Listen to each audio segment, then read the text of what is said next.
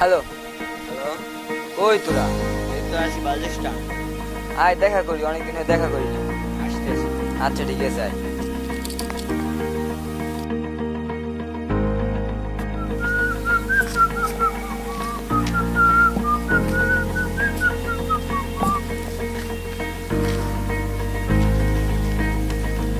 কিরে বন্ধু, কেমন আছো?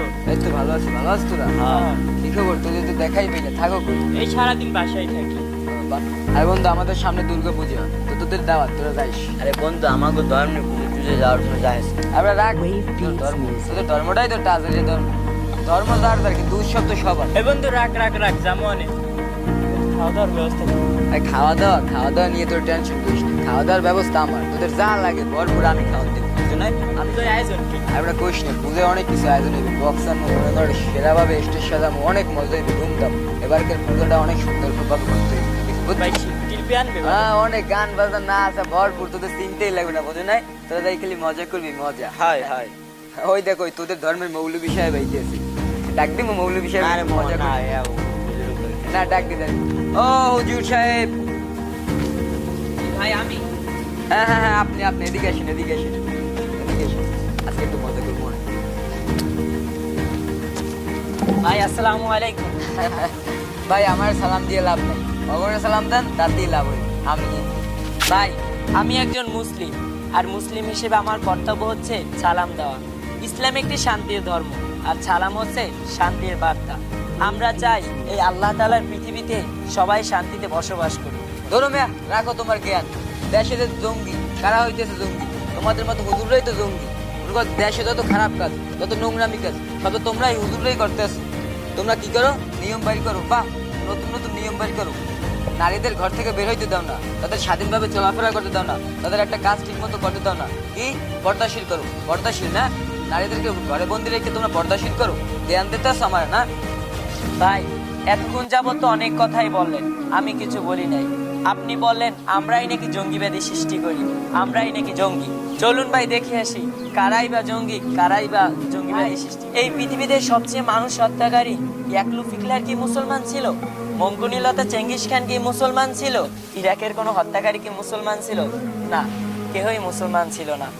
তা না হয় বাতি দিলাম, দ্বিতীয় বিশ্বযুদ্ধে পারমাণবিক বোমা কারা মেরেছে? মুসলমানরা? না, মুসলমানরাও মারেনি।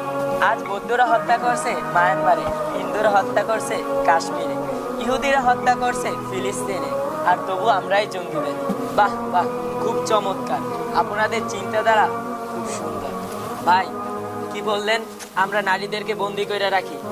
তাহলে ভাই শুনুন, আপনার হাতে যদি একটা হীরার টুকরা দেওয়া হয়, আপনি সেই হীরার টুকরোটাকে কি করবেন? ঘরে বন্দি করে রাখবেন না বাইরে খোলা জায়গায় রাখবেন? ভাই, যেহেতু দামি জিনিস, অবশ্যই ঘরের ভিতরেই রাখবো।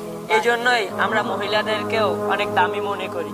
মহিলাদেরকে ঘরে বন্দি করে রাখি, যেন খারাপ মানুষের বাজে নজরটা না পড়ে।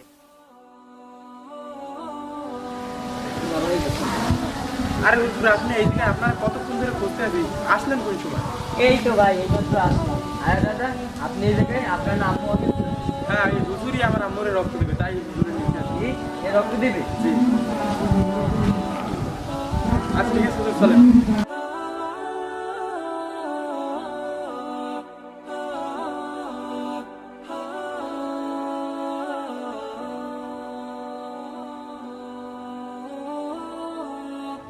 ভাই, একটা কথা বলার ছিল। জি ভাই। ভাই, আমরা নিজেদের বিবেকটাকে পাল্টাই, পুরো সমাজটাও পাল্টে যাবে। না, এটাই আমাদের সুন্দর।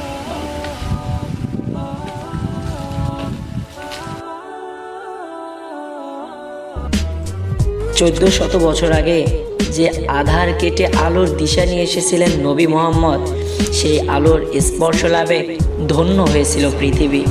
সকল জুলুমকে তাড়িয়ে আমরাই দূর করেছিলাম সকল স্বৈরাচারীদের। কিন্তু হাজারো বছর পর আজ আমরাই লাঞ্ছিত, আমরাই অপমানিত, আর আমরাই পশ্চিমা শাসনের করাল আগ্রাসে আগ্রাসিত। আজ মিডিয়ার পাতানো ফাঁদে পা দিয়ে আমরা নিজেদেরকেই নিজেরা জঙ্গি আখ্যা দিচ্ছি, আর শত্রুরা আমাদের উপর চালিয়ে যাচ্ছে নির্মম ক্রুসেড। তাই কবি বলেছিলেন, ভিখারির সাজে খলিফা যাদের শাসন করিল আদা জাহান, তারাই আজ পরে ঘুমিয়ে বেহুশ, বাহিরে বইছে ঝড় তুফান।